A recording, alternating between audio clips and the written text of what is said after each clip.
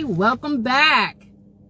Today I am talking about if your trauma disappeared, if your emotional pain disappeared right now, would you know who you are?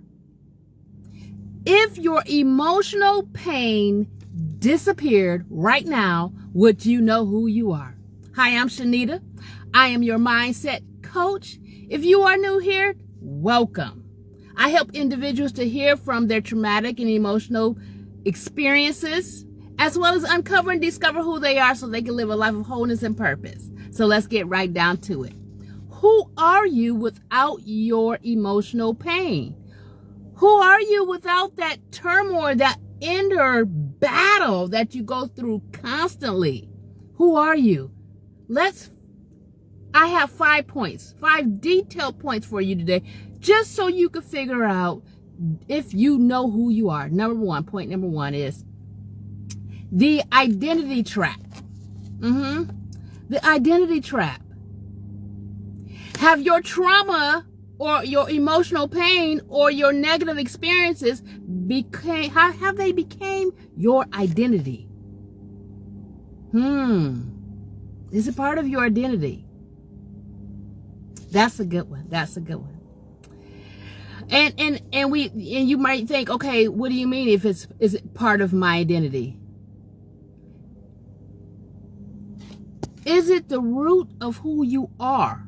Have you allowed it to transform you into who you have become today? And I'm talking about in a negative way. I hear people all the time say, I've been through this, so now I'm depressed. And, this is just how it is. Last time I checked, you can heal from negative emotional experiences. You can heal from negative experiences that you've had. Are you allowing your negative experiences, your trauma, to become your identity? Is that how you define yourself now? I hear from people all the time, and that is something that I'm all for letting people know about your past.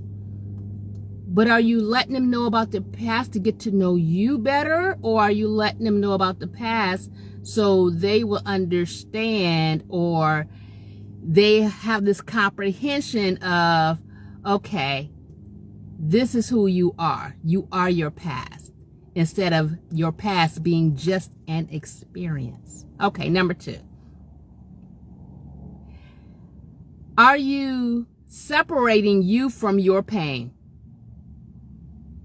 Understand that your experiences and your pain does not define you. Like I said previously, it's an experience. Yes, it's a negative experience, but it's still an experience. And you decide if you're going to allow it to define you. No one else can decide that for you, just you. You can decide if you will allow your negative experiences to define you. Number 3, reclaiming your voice. Have you reclaimed your voice? Do you explore your values? Do you explore your morals? Do you implement and discuss your boundaries? Have you claimed your voice? Have you even talked about your experience with a therapist? A therapist. I didn't say your friends. I didn't say your family. A therapist or a coach. Have you even talked about your experiences? Give your experiences a voice. All right, number four, visualizing your future self. I'm a mental health therapist.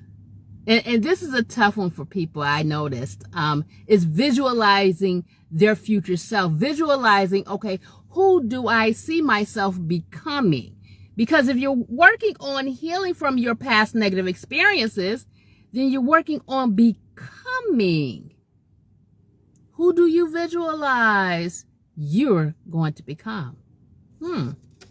Okay. And number 5, I want you to start thinking about just taking some practical steps.